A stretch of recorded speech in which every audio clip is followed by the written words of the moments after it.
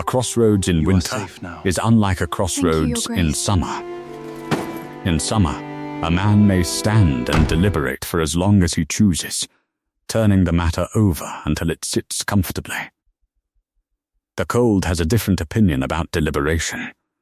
It adds weight to every calculation, not the weight of reputation or strategy or what the county will say in the morning.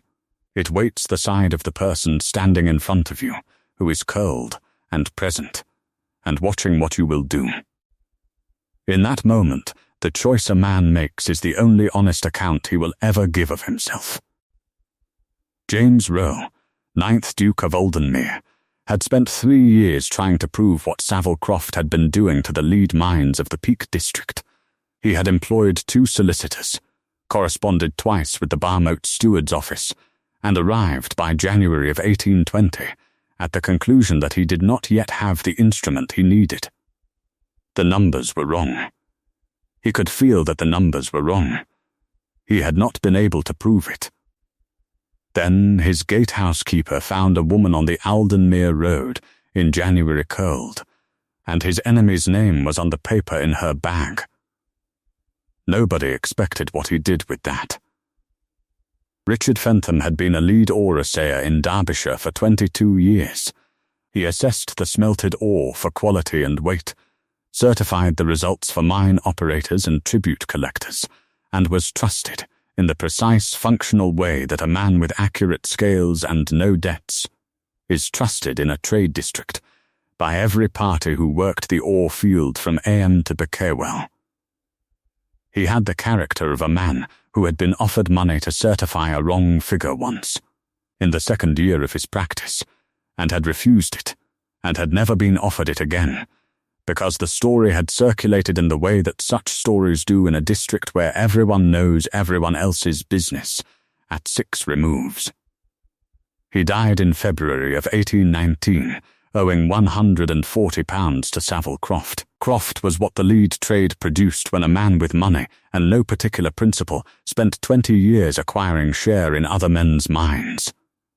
He owned 3/8 of the Aldenmere Ore Fields Co. adventuring rights, which was enough to control the direction of the quarterly shareholder meetings without holding the majority.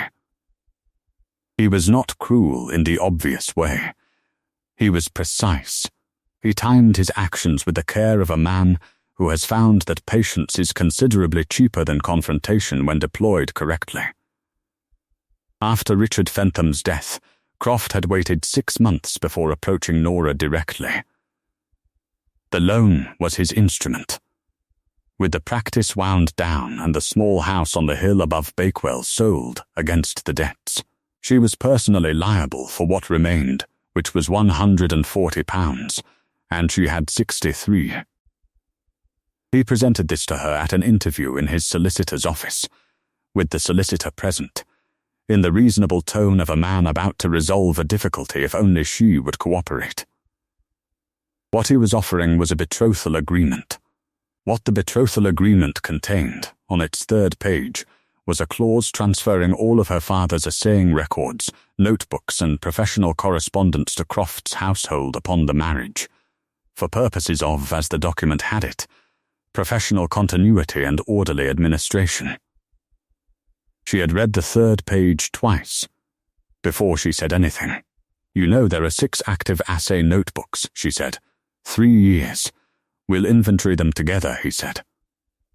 She understood in that moment the precise value she represented to him.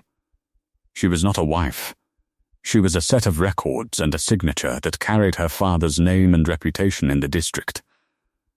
He needed her father's assessments credible and compliant.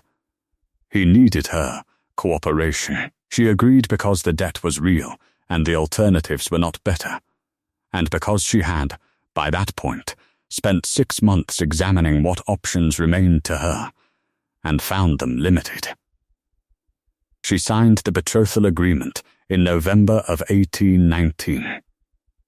She did not surrender the notebooks, which she packed with her other belongings when the time came, in the same way that she packed her father's winter coat and his measuring instruments as things that were hers to take because they had been his, and the marriage had not yet transferred them. Technically, she was correct. The marriage had not occurred. The journey to Croft's house was arranged for the second week of January, by private coach.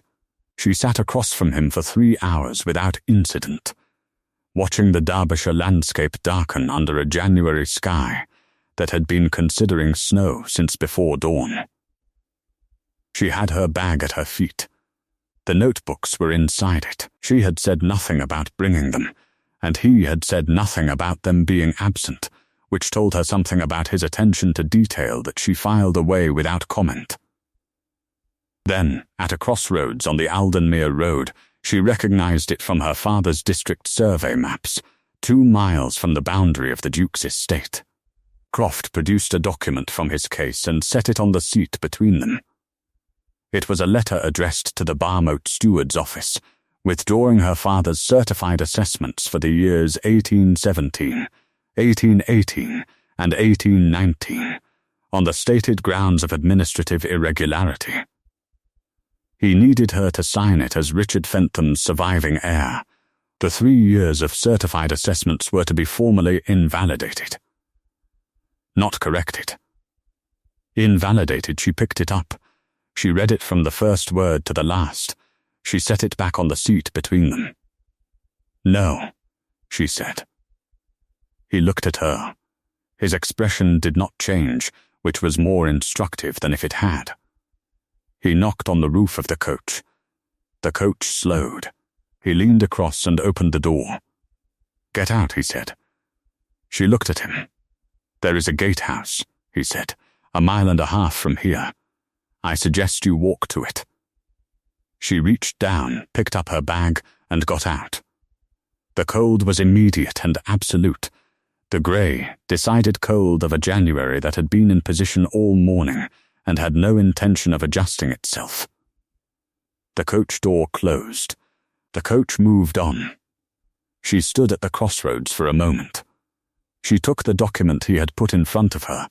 She had kept it when she got out, because it had been on the seat between them and nobody had specified that it belonged to him, and put it in her bag alongside the notebooks. Then she oriented herself against the survey map she had memorized, and began walking north on the Aldenmere Road. The gatehouse was, in fact, closer to 2 miles than 1. She had been walking for 35 minutes when the gatehouse keeper found her on the road. He did not ask many questions, which she found she was grateful for. He brought her to the house on a cart, sitting on the bench beside him with her bag on her lap, through the January white of a Peak District morning that was precise and cold and entirely without drama. The drive to Aldenmere Hall was lined with stone walls on both sides, the grey-black millstone grit of the district, which she had known since childhood, and which did not look welcoming in January light, but did look permanent, which was its own kind of reassurance. The house was not the largest she had seen in Derbyshire. It was one of the most visibly managed. The stable block was in good repair. The drive had been swept clear of the morning's light snow. The kitchen garden wall was properly pointed. These were details her father had taught her to read, not as aesthetic judgments, but as data points about how a place was run. She was taken to the steward's room while a message was sent upstairs.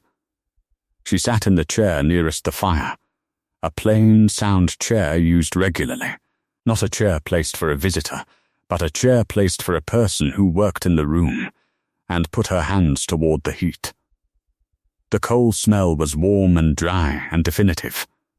She accepted it with the same pragmatism she had applied to the last 2 miles.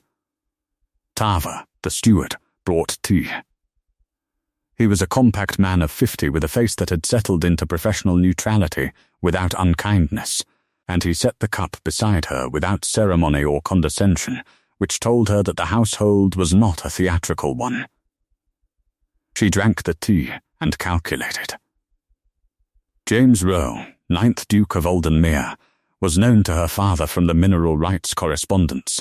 She had read all of it in the 6 months following the funeral, along with everything else in the practice files. The Duke's mines shared the same ore-bearing limestone strata as Croft's, running southeast from the Eam edge. The tribute arrangements for the shared ore field were managed jointly through the Barmote steward, who assessed the ore quantities and distributed the tribute shares. She knew the Duke had written twice to the steward's office in 1818, querying the assessment figures. She knew, because her father had noted it in his working journal, that the Duke's queries were reasonable, and that the steward's replies had been technically correct and substantively evasive.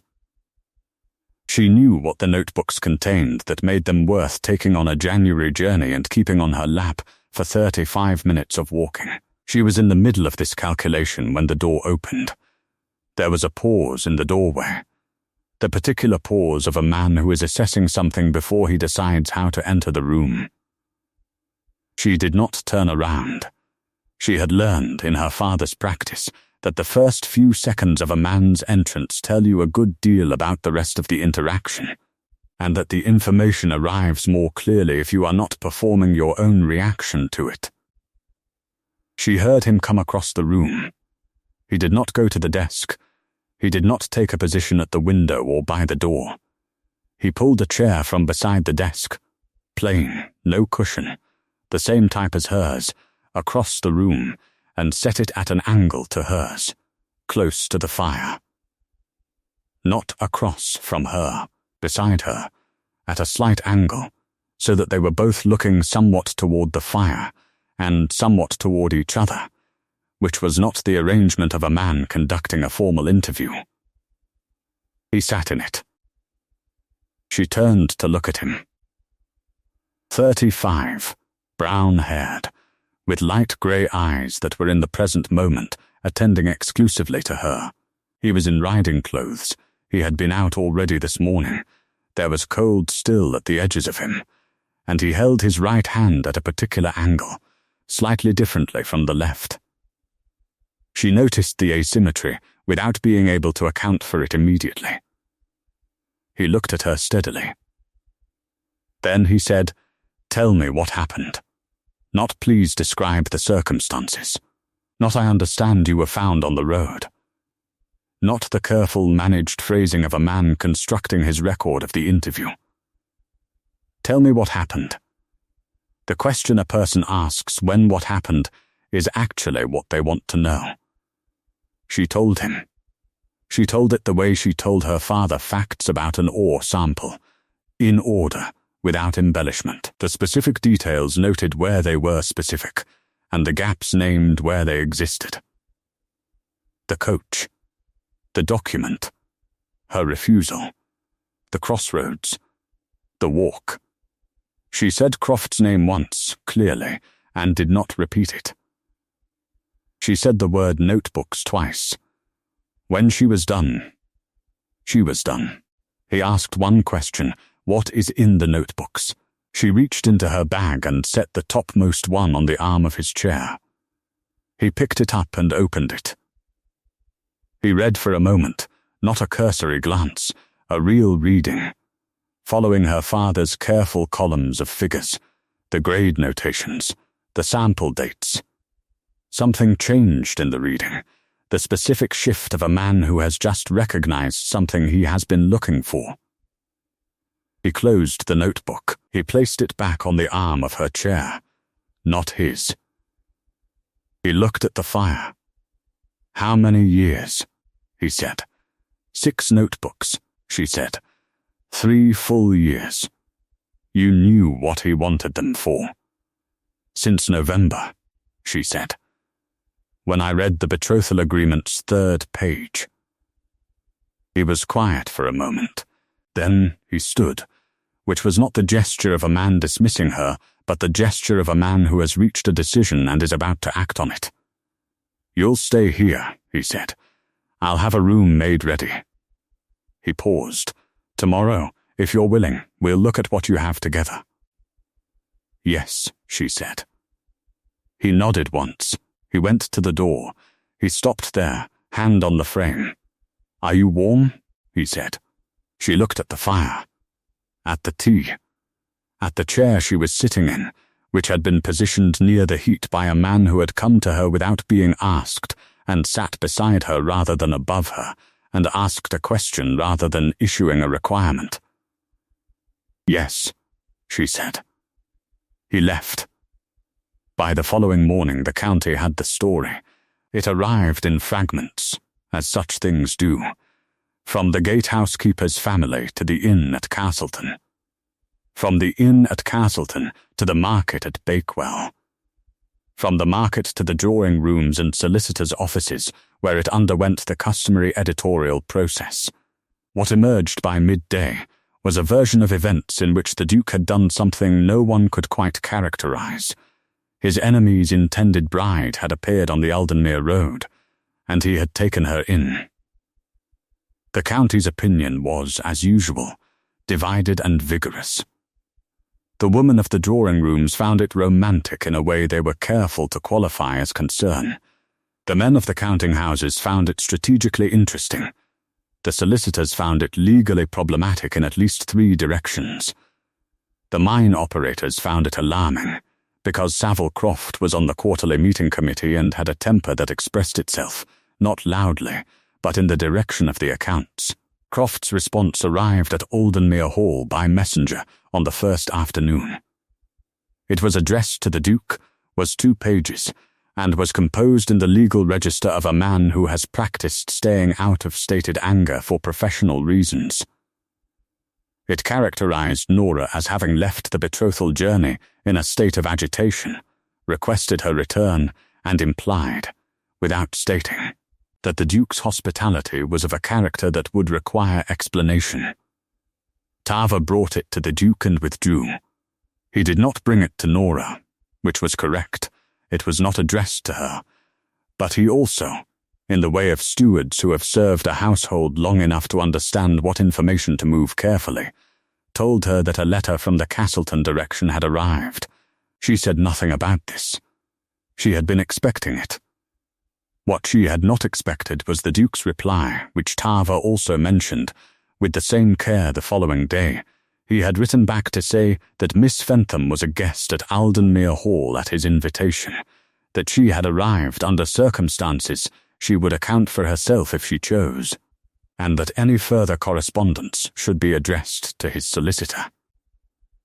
The county heard about this reply almost as quickly as it heard about the original letter, because information in the Peak District in winter had limited competition for attention. The expected responses were available to the Duke, and none of them were what he had done. He could have returned her. Croft's letter implied this was the correct outcome, and convention suggested it had a logic.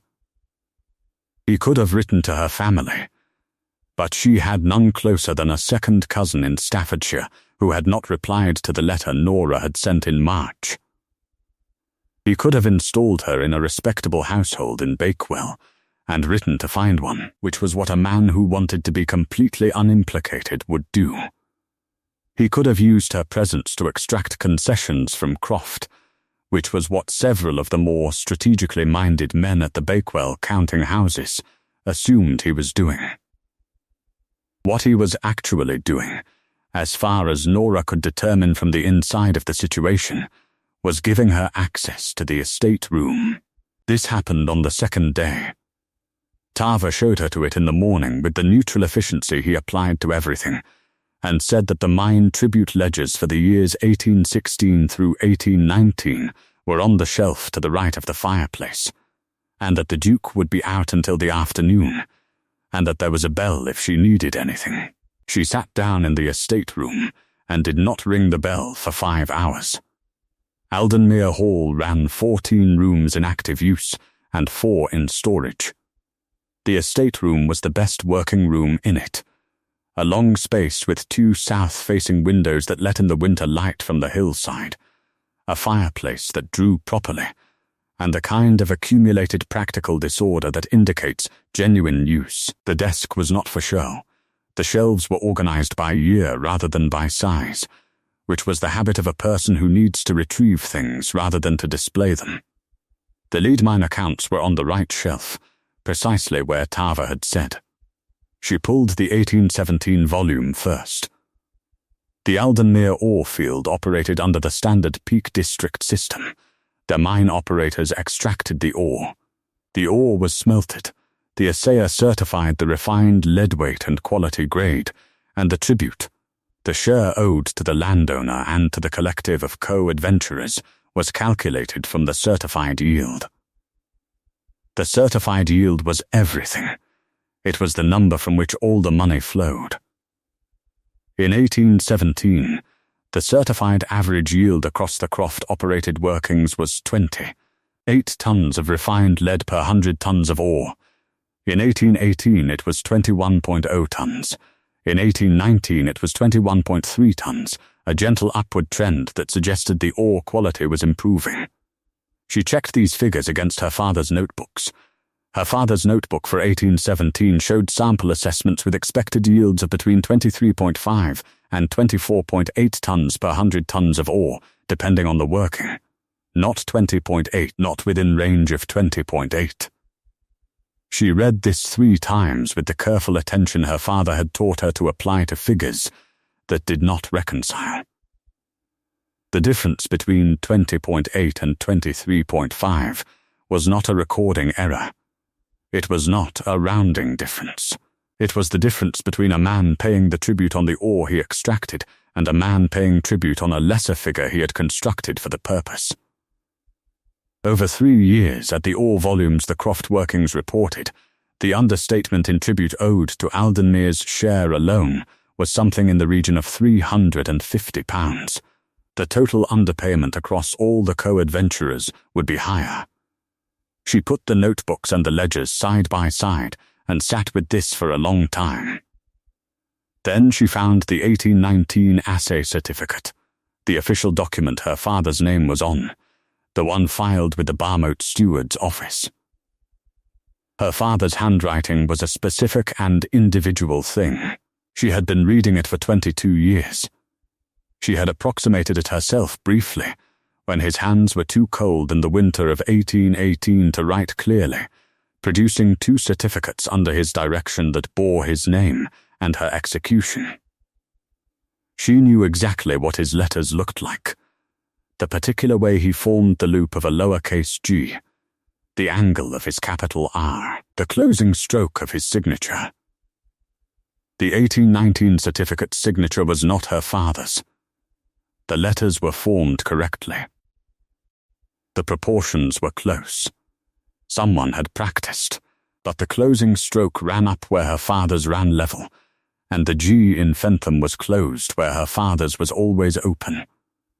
And the pressure distribution was wrong in the specific way that indicates a person copying a signature rather than writing their own. Her father had been ill in the winter of 1818 and dead by February of 1819. He had not certified any ore assessment in 1819.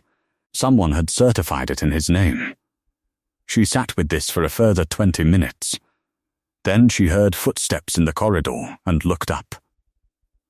He came in without knocking, which was his house, and stopped when he saw what was on the table, the ledgers open on one side, the notebooks open beside them, and the 1819 certificate laid flat, where the light from the window fell most directly on it. She watched him take in the arrangement. He came to the table and stood beside her and looked at the certificate. He looked at it the way she had, not cursorily, but with the specific attention of a man who is trying to read something unfamiliar and knows it. "The signature," she said. "I can see it's different," he said. "I cannot tell you how." She told him. She described the loop of the G, the closing stroke, the pressure distribution. She put her father's 1818 notebook open beside the certificate and showed him the same figures in her father's actual hand. He read both, moving his eyes from one to the other, not speaking. When he finished, he pulled the chair from the desk and sat down beside her without being invited, which was the chair she had been using as a shelf for the 1816 volume, and she moved the volume without comment, and he sat in it. "The yield figures," he said.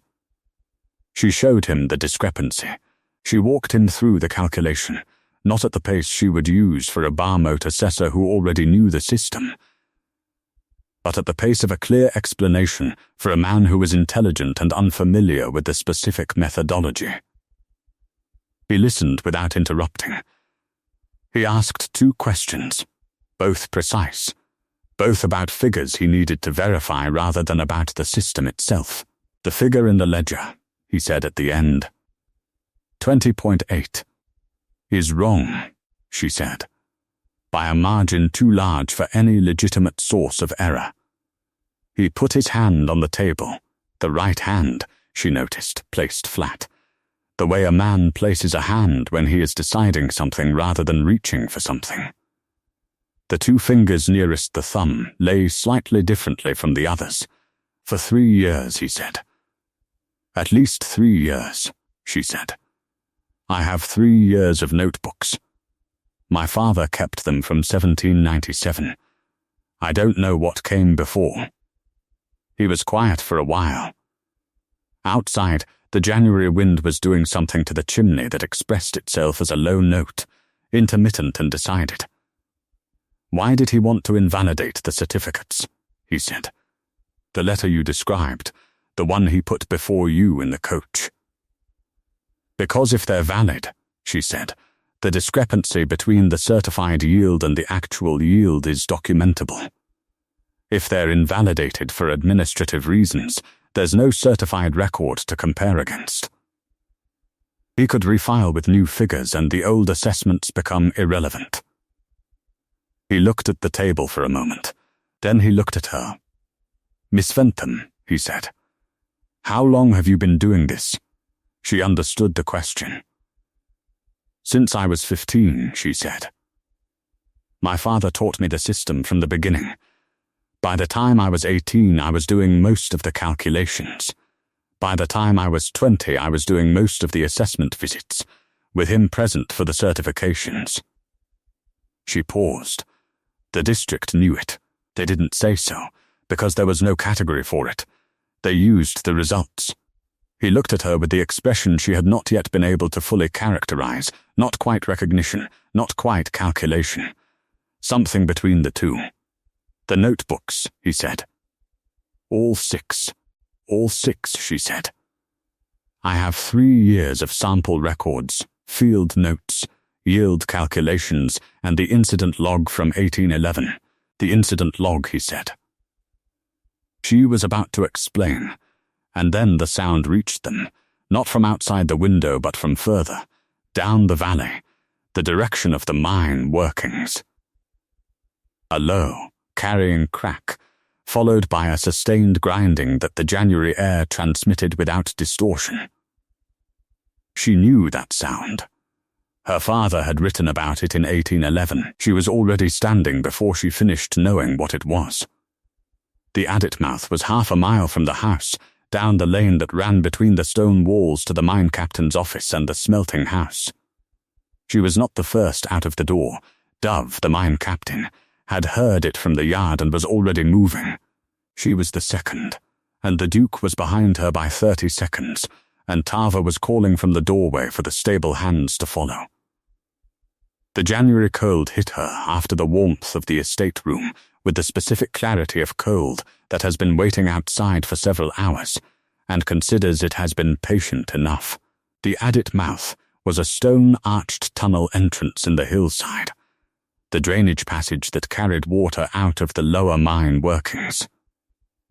In a hard frost, the standing water at the mouth froze, and the ice expanded into the passage, and in the ordinary way of things the mine workers would clear it every morning before the shift. What had occurred was not the ordinary way. The ice had gone deeper than the frost usually reached, finding a crack in the passage wall. Her father had documented this crack in the 1811 incident, noted the ice bloat risk, recommended annual inspection of that section, which recommendation had apparently not survived 3 subsequent mine operators. The ice bloat in 1811 had collapsed the adit mouth. 14 men had been in the working at the time. They had all come out through the second passage, which was a longer route, but they had all come out. There were 6 men in the working now, and the Duke was at the adit mouth with Dove, looking at the ice formation on the arch. She came up behind them and looked at the ice. "The crack," she said. "In the north wall, 18 feet in. My father documented it in 1811. Icebloat collapsed the passage. The ice expands into the crack, not out of it. You don't see the pressure building from the outside." Dove looked at her. Then he looked at the ice. 18 feet, he said. Exactly that. He measured it. The Duke turned from the adit mouth. His face was the face of a man receiving information he needs to act on immediately, which was not a complicated face. "Get them out," he said to Dove. The second passage. Dove turned and called into the adit, his voice carrying in the January air with the specific authority of a man the workers trusted. They stood and waited. The January cold had no comment on the waiting. The ice in the adit made a small sound, not a crack, not yet, but the sound of pressure finding direction. She recognized it from her father's description, which had been precise. 6 men came out of the second passage, at the back of the hill, in the time it took Dove to position himself at the mouth to count them. 11 minutes later, the adit arch collapsed. Not dramatically. The ice bloat released into the passage, and the arch sagged, and a section of the stone lintel dropped. The passage entrance was blocked. No one was inside it. The Duke had been standing 8 feet from the arch when she had spoken. He had moved when she spoke. In the cold, in the silence after the collapse, she heard him exhale, a single controlled breath, the kind a man releases when a calculation has resolved. He turned and looked at her. "The incident log," he said. 1811, she said. He documented it in detail. He looked at the collapsed arch for a moment. Then he looked at her hands, which were not shaking. She had noticed that about herself, and at her face, which was cold. "Come inside," he said. They walked back up the lane in silence. She was aware that her feet were very cold, and that the adit mouth behind her was blocked, and that everyone was accounted for. She was aware of him walking beside her, not in front of her. At the house door he held it open, which was not what the county would call a significant gesture. She thought, as she went through, that it was. He told her about Russia in the library, 2 evenings later, in the pair of chairs that had been moved to face the fire rather than the room, which was Tarver's arrangement and not the Duke's, but which the Duke had not changed back. He told it in the way she had come to understand was his way with things he had not said before. Not directly to the point, but approaching it, adding a detail at a time, so that by the time the full picture was assembled, she had been building it with him rather than receiving it complete. He had been in Russia in 1812, not as a combatant, as an observer, attached to the British diplomatic mission to the Russian court, sent from Wellington's headquarters in Spain to establish a communication channel with the Eastern Campaign. He had been present for the retreat from Moscow in November and December of that year. He described the temperature without emphasis, in the register of a man stating a physical fact he no longer needs to dramatize, because the fact has been thoroughly integrated.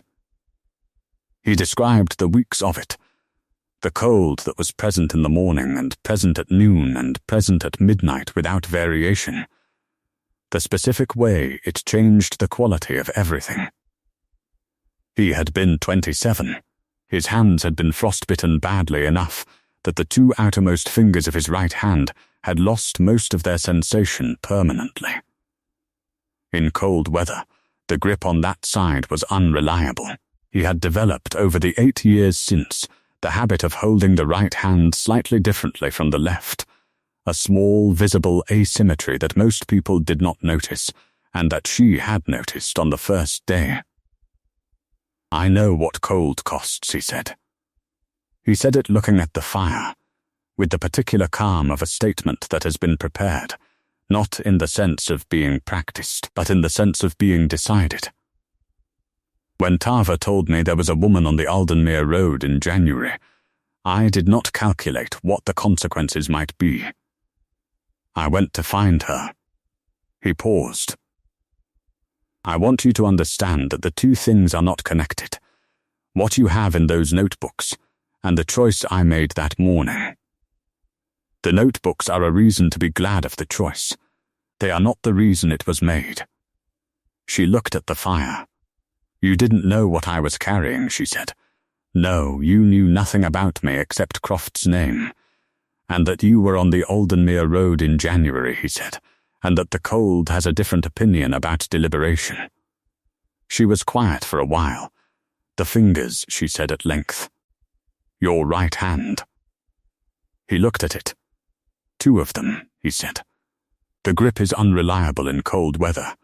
The rest of the time it's adequate. You were at the adit mouth, she said. In the frost.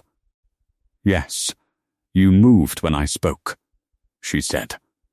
Not after when. He looked at the fire. I had already observed, he said, that you don't say things without a reason. She looked at him. He looked at the fire, and then at her, in the specific way of a man who has said something true, and is deciding whether to say the next true thing. She saved him the decision by looking back at the fire. The Barmote meeting, she said. The quarterly meeting. February, he said. Croft will be there. Yes, I need to be there, she said. He was quiet for a moment. The meeting is for co-adventurers, he said. And their representatives. I am representing my father's assaying practice, she said, on the matter of 3 certificates bearing his name that he did not produce. He looked at her. You cannot be called, he said. I don't need to be called, she said. I need to be present, with the notebooks and the certificates, in a room with an independent assayer, and with enough time to demonstrate what I know. He was quiet for a long moment. The fire settled. Parkin, he said. He has no stake in either set of minds. I know his father's work, she said. His assessments are reliable. I'll ask him to attend. He looked at the fire. I'll be there. I know, she said. The quarterly co-adventurers meeting for the Aldenmere ore field was held at the Blue John Inn at Castleton on the 14th of February, in the first-floor meeting room that smelled of old timber, pipe smoke, and the particular warmth of a room that has been used for the same purpose for 40 years. It was not a court. It was a commercial meeting. The mine operators, shareholders, and their representatives gathered to review the quarterly assay results, verify the tribute calculations, and distribute the shares. Decisions made in this room had the authority of the co-adventurers' agreement, which was a contract, not a legal proceeding. Croft arrived with his solicitor and took the position at the table that faced the door. The Duke arrived with Tava and Dove and Nora, who set her bag on the table and opened it. The meeting had been convened by the Barmote steward's clerk, who presided without enthusiasm and took notes. There were 7 co-adventurers represented. Parkin, the independent assayer from Matlock, 60, with the careful economy of a man who charges by precision rather than time, sat at the far end of the table with his own instruments. Croft's solicitor looked at Nora and addressed the presiding clerk. The woman is not a party to the agreement. She is representing the certified assaying practice of the late Richard Fentham, the Duke said, on a matter directly concerning the validity of certificates bearing his name. The clerk looked at both parties. He looked at his notes. He said, I'll hear her. She placed the 1817, 1818, and 1819 certificates on the table. She placed the corresponding notebooks beside them, opened to the relevant sample pages. She placed the letter Croft had put before her in the coach, the one requesting the invalidation of the certified assessments, in the center of the table. She explained the discrepancy. She did it as she had done everything in this situation, in order, without embellishment, at the pace the room required. She walked through the yield figures. She showed the difference between the certified returns and the notebook sample assessments. She identified the specific calculations that demonstrated what the correct yield should have been, based on the ore grade documented in the field notes. Croft's solicitor said, "The notebooks are private records not submitted to the Barmote office. They carry no official standing." She looked at him. "The certified assay certificates reference the sample assessments on which they're based," she said. "They carry a note number that corresponds to the notebook entry. The note numbers for the 1817 and 1818 certificates correspond to entries in my father's hand. The note number for the 1819 certificate corresponds to an entry that does not exist in the 1819 notebook, because my father was confined to his house with a respiratory illness from November of 1818 and died in February of 1819 and made no field assessments in that period." She set the 1819 certificate on the table. "The signature on this certificate is not my father's," she said. "I have read his handwriting since I was 8 years old. The closing stroke of his signature ran level. The closing stroke on this document runs upward. The lowercase g in his name was always open at the top. The lowercase g on this certificate is closed." She looked at the assayer. "Mr. Parkin has seen my father's handwriting across 15 years of district filings. I would ask him to look at this certificate." Parkin picked up the certificate. He looked at it for a long time. He put it down. "It is not Richard Fentham's hand," he said. He said it flatly, as a professional fact without inflection. Croft said, "Parkin has no miscue. Parkin," said the Duke, "is an independent assayer with 30 years in this district, no stake in either set of mines, and a direct professional acquaintance with the late Mr. Fentham's work. His assessment is relevant." The room was quiet after this in a different way from before. The clerk asked Nora 3 questions. She answered all 3 with the specificity of a person who knows the material and has had time to prepare. Parkin asked 2. The co-adventurers asked 4 among them. Croft's solicitor challenged the methodology. She was examined on it for 20 minutes. The methodology did not change. The Barmote clerk made his notation at the end of the examination. The assay certificates for the years 1817, 1818 and 1819 from the Croft workings were under formal question. The 1819 certificate specifically for the reasons stated. The matter was referred for inquiry, and the tribute assessments for those years were to be held pending resolution. He looked at Croft when he said the 1819 certificate, and then looked at his notes, which was not a pointed gesture, but was not quite neutral either. Croft left the meeting without speaking to anyone. His solicitor followed him. 3 of the other co-adventurers did not. Dove leaned across to Nora when the room was clearing and said, very quietly, "Your father would have enjoyed that." She thought, briefly, that this was probably true. He found her afterward in the downstairs passage of the Blue John Inn, waiting for her bag to be brought from the room above. It was a narrow stone passage, cold, smelling of the inn's kitchen and the February afternoon outside. He came down the stairs and stopped when he saw her, which he did sometimes, stopped for a moment before he spoke, and then came the rest of the way down. "The clerk will refer it to the full inquiry," he said. "The tribute for 3 years will be recalculated." "Yes," she said. He looked at the wall beside her, which was the specific posture of a man composing himself to say something he has composed several times in the preceding days. "I have spoken to my solicitor," he said. "There is a legal question about the status of your father's practice, and of the notebooks, and your standing to represent both. My solicitor believes there is a resolution that would be appropriate." He paused. appropriate and, I would say, correct. She waited. There is also, he said, a separate question. One that does not involve the solicitor. He looked at her.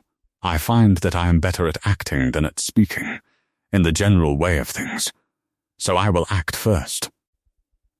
He reached into his coat and produced a document, folded, sealed, addressed in his hand. I have written to the debt holder. Croft holds the note against your father's estate. I have bought the debt. The note is cancelled. He held it out. She looked at it. She took it. You didn't need to do that to make the proposal, she said. No, he said. I needed to do it before I made the proposal, which is a different matter. She looked at the document. She looked at him. You could have made the choice that nobody expected once, she said. On the road in January. Yes, he said. You seem to have decided to keep making it. Yes, he said. He looked at her steadily. It turns out to be the most efficient approach. A pause, Miss Fenton. Would you? Yes, she said. He looked at her. You haven't heard the question, he said. I know what the question is, she said, and I've been waiting for you to get to it since approximately the 4th day, so yes.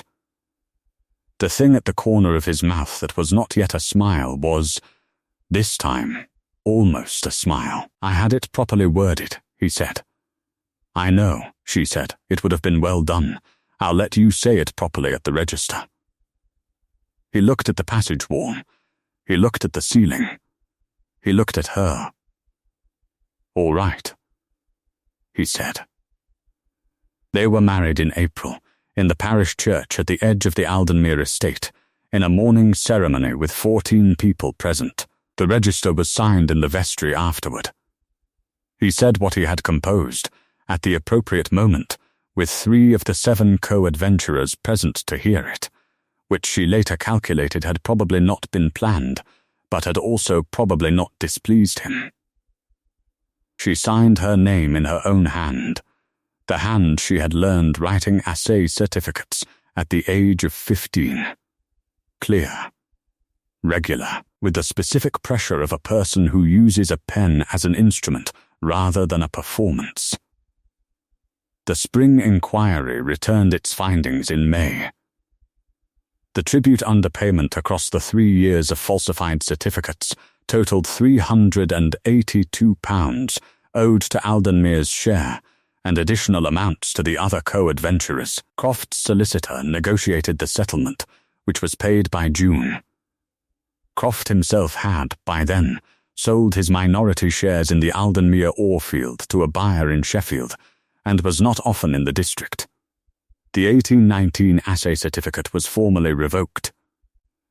The corresponding assessment was recertified in the late spring of 1820 by the licensed assayer for the Aldenmere workings, who signed it in her own name, Nora Rowe, assaying on behalf of the Fenton practice, which was a designation the Barmote steward accepted after a single query to which the Duke's solicitor had replied in 4 pages, and which was accepted. In June, at the quarterly co-adventurers' meeting at Castleton, the same room, the same timber smell, the same presiding clerk, she was addressed by her name at the table. Not her father's name, her name. She set the latest assessment report on the table and noted that the yield figures were what the yield figures were, which was the only statement an assayer was required to make, and it was sufficient. In the carriage on the way home, the Duke reached across and took her hand, and she was aware that the grip on his right hand was reliable today, which meant the temperature had done him no disservice, and that the February cold was a long way off, and the June afternoon was entirely present.